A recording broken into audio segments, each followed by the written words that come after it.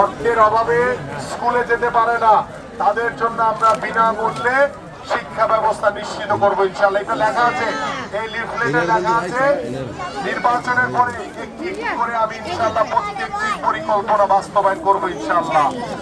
এবং এখন দেখেন, এটা শুধু আমার নারীরা দেখবেন, মায়েরা, পুরুষরা দেখেন না কেউ, ঠিক আছে? এটা আপনাদের জন্য না, আমার মায়েদের জন্য। এই যে একটি ফ্যামিলি কার্ড, এই ফ্যামিলি কার্ড আমাদের মায়েদের জন্য, নারীদের জন্য, ঘরে যে গৃহকর্ত্রী তার জন্য।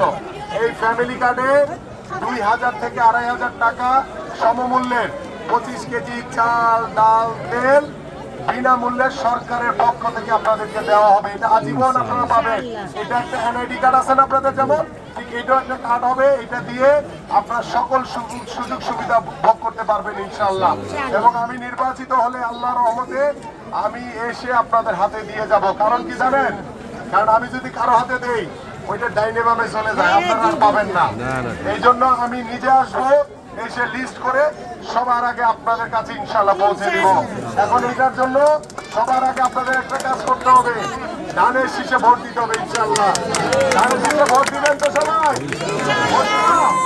ইনশাআল্লাহ আগে সকাল সকাল গিয়ে ভোটটা দিয়ে আসবেন, তারপরে এসে নাস্তা খাবেন, ঠিক আছে? আর নাহলে আগে রাতের বেলা রান্না করে রাখবেন, সকালবেলা খায় তারপর তাড়াতাড়ি ভোট কেন্দ্রে চলে যাবেন। হ্যাঁ,